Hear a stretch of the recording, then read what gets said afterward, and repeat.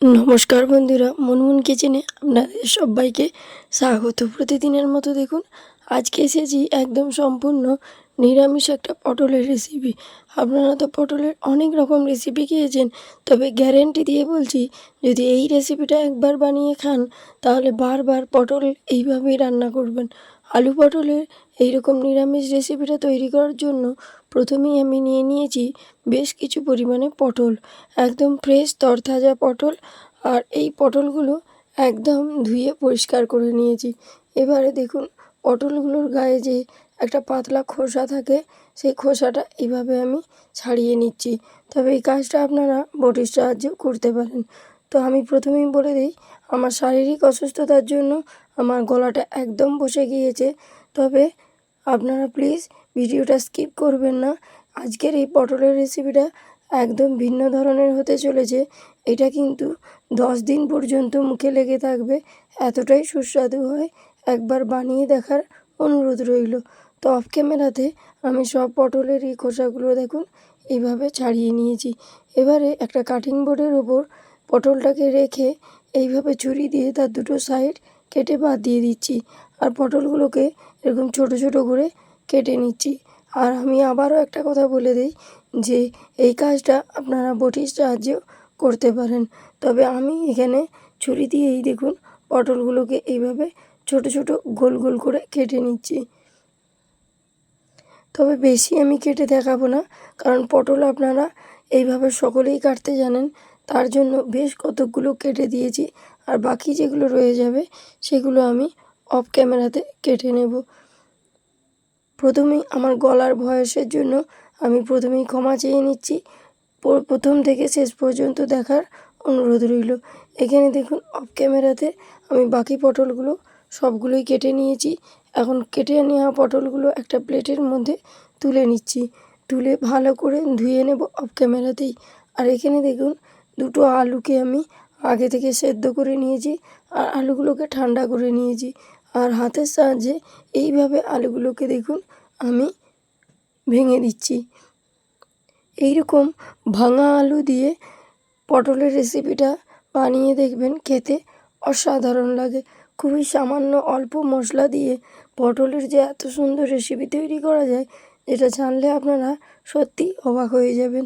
তো এখানে দেখুন নিয়ে নিয়েছি সেদ্ধ করা ভাঙা আলু, আর নিয়েছি কেটে নেওয়া পটল, আর নিয়ে নিচ্ছি 1 চামচ 5 ফোড়ন। তো হ্যাঁ বন্ধুরা, আজকে আমি 5 ফোড়ন দিয়েই এই পটলের রেসিপিটা রান্না করে দেখাবো। 5 ফোড়ন দিয়ে কীভাবে সুস্বাদু নিরামিষ রেসিপি তৈরি করা যায় তারই টিপস আমি আপনাদেরকে দিয়ে দিচ্ছি। তো প্রথমেই চলুন গ্যাসের ওপর একটা কড়াই বসিয়ে দিয়েছি, আর শুকনো কড়াইয়ের মধ্যেই আমি ওই 1 চামচ যে 5 ফোড়ন নিয়েছিলাম ওটা নিয়ে নিয়েছি। আর কড়াইয়ের মধ্যেই ফোড়নটাকে খুব ভালো করে ভেজে নিচ্ছি। আর ফোড়ন ভাজা হয়ে গেলেই দেখবেন খুব সুন্দর একটা গন্ধ ভেসে আসবে। তো এই পর্যায়ে দেখুন 5 ফোড়নটা কিন্তু কালার চেঞ্জ হয়ে গিয়েছে, ভীষণ সুন্দর একটা গন্ধ বেরিয়েছে। আর ফোড়নটা দেখুন আমার ভাজা হয়ে গিয়েছে। তো গ্যাসের ফ্লেমটা টোটালি বন্ধ করে দিয়েছি। বন্ধ করে দিয়ে এই ফোড়নটাকে আমি নামিয়ে নিয়ে একটা প্লেটের মধ্যে ঢেলে নিচ্ছি। আর এটাকে ঠান্ডা হওয়ার জন্য একটা সাইডে রেখে দিচ্ছি। তো গ্যাসের উপর ওই একই কড়াতে বেশ কিছুটা পরিমাণে রিফাইন অয়েল দিয়ে দিয়েছি। তেলটা একটু গরম হয়ে গেলে 1 চামচ হলুদের গুঁড়ো দিয়ে দিয়েছি, এতে কালারটা ভীষণ সুন্দর আসে। এবারে কেটে ধুয়ে রাখা পটলগুলো ওই তেলের মধ্যে দিয়ে দিচ্ছি। আর পটলগুলো সবগুলো দেওয়া হয়ে গেলে এর মধ্যে পরিমাণ মতো লবণ অ্যাড করে দেবেন। তো এখন দেখুন পটলগুলো তেলের মধ্যে দিয়ে একটু আগে প্রথমে নাড়াচাড়া করে নিচ্ছি, তারপর এর মধ্যে অ্যাড করে দেব পরিমাণ মতো লবণ। আর লবণটা দেওয়ার পরই পটলটাকে আরও খুব সুন্দর করে লালচে করে ভেজে নিতে হবে, যতক্ষণ না পটলের গায়ের মধ্যে থেকে এই হালি ভাবটা না চলে যাচ্ছে আর পটলটা খুব সুন্দর করে ভাজা না হচ্ছে, ততক্ষণ পর্যন্ত পটলটাকে এইভাবে ঢাকনা দিয়ে দিয়ে ভেজে নেবেন। গ্যাসের ফ্লেমটা লো টু মিডিয়াম ফ্লেমে রেখে এভাবে ঢাকনা দিয়ে দিয়ে পটলগুলো ভাজবেন। এতে পটলটা অনেক তাড়াতাড়ি সেদ্ধ হয়ে যাবে আর খুব তাড়াতাড়ি ভাজাও হয়ে যাবে।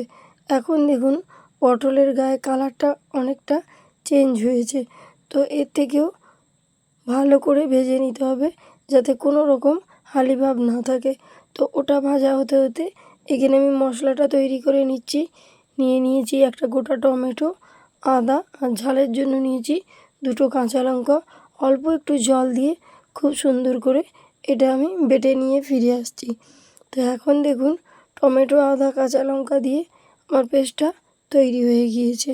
আর এখানে হামানদিস্তার মধ্যে আমি নিয়ে নিচ্ছি সেই 5 ফোড়নগুলো যেগুলো আমি ভেজে রেখেছিলাম। তো 5 ফোড়নটাকেও হামানদিস্তার মধ্যে দিয়ে খুব ভালো করে গুঁড়ো করে নিতে হবে।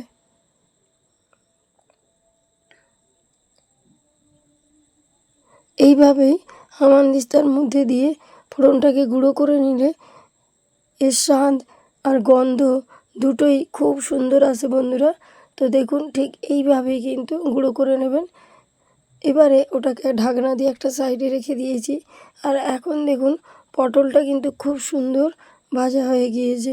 পটলের গায়ে ভীষণ সুন্দর একটা লালচে লালচে ভাব এসেছে। সবজি যত কষানো হবে রেসিপির স্বাদ কিন্তু ততটাই ভালো হয়। তো এখানে দেখুন খুব সুন্দর করে আমার পটলটা ভাজা হয়ে গিয়েছে। এর থেকে আর বেশি এখন ভাজার দরকার নেই। এবারে পটলগুলোকে একটু নাড়াচাড়া করেই এবার আমি তুলে নেব। তো একটা ছান্তার সাহায্যে পটলগুলো আমি দেখুন একটা পাত্রের মধ্যে তুলে নিচ্ছি। আর এখন প্রচণ্ড গরমে বেশি মশলাদারযুক্ত খাবার না খেয়ে এরকম হালকা পাতলা মশলা দিয়ে পটলের রেসিপিটা তৈরি করে দেখবেন। খেতে যেমন সুস্বাদু, স্বাস্থ্যের জন্য ভীষণ উপকারী।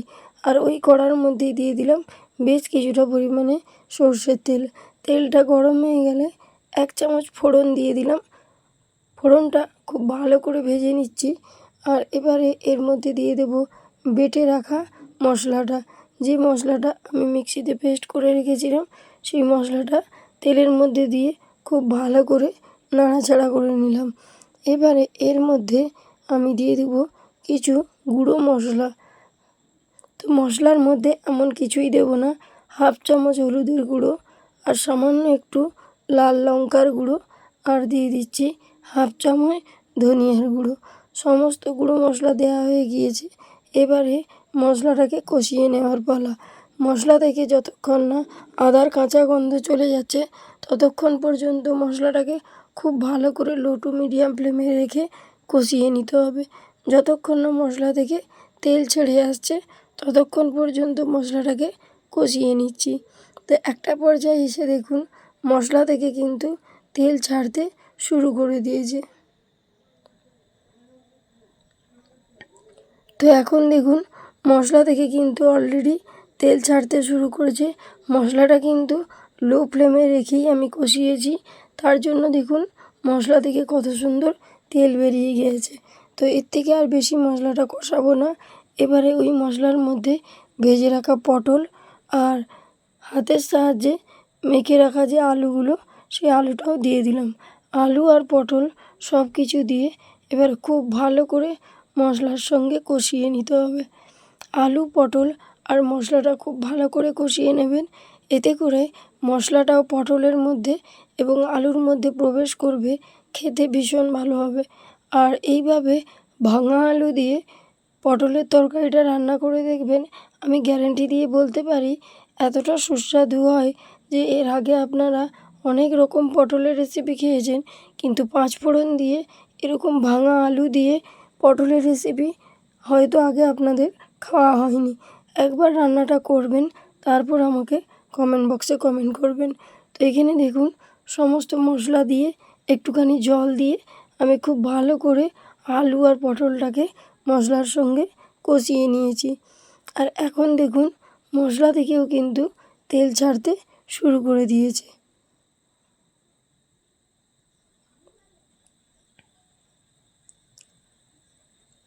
আর একটু সময় আমি কষিয়ে নিলাম, কারণ কষানো যত ভালো হবে রেসিপির স্বাদ কিন্তু ততটাই ভালো হবে।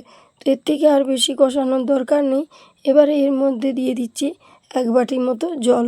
জলটা আপনারা কতটা ঝোল রাখতে চান সেই হিসাবে জলটা অ্যাড করবেন। তো আমি এখানে কিন্তু তরকারিটা একটু মাখো মাখো করব, তার জন্য 1 বাটি জল দিয়েছি। আর জলটাকে দিয়ে নাড়াচাড়া করে যখন এইভাবে ফুটতে শুরু করবে আমি একটু ঢাকনা দিয়ে দিয়েছি। আর ঢাকনা দিয়ে গ্যাসের ফ্লেমটা মিডিয়াম ফ্লেমে রেখে 5 মিনিট মতো রান্নাটা করে নিয়েছিলাম। এখন দেখুন কালারটা কত সুন্দর এসেছে। আর 5 মিনিট রান্না করার পর আমি আলু আর পটল দুটোই দেখে নিয়েছিলাম, সুন্দর সেদ্ধ হয়ে গিয়েছে। তো এর মধ্যে এখন দিয়ে দিচ্ছি স্বাদ মতো একটু চিনি। এটা স্বাদের ব্যালেন্স হবে, না চাইলে নাও দিতে পারেন। তো চিনিটা দিয়ে আবারও নাড়াচাড়া করে নিয়েছি। এখন আমি এর মধ্যে দিয়ে দিচ্ছি 1 চামচ মতো গাওয়া ঘি।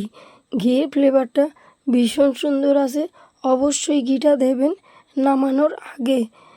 ঘিটা স্কিপ করবেন না, খেতে ভীষণ ভালো লাগে। আর গুঁড়ো করে রাখা 5 ফোড়ন ওপর থেকে এইভাবে ছড়িয়ে দিলাম, দিয়ে খুব ভালো করে নাড়াচাড়া করে এখন আমি মিশিয়ে নিচ্ছি।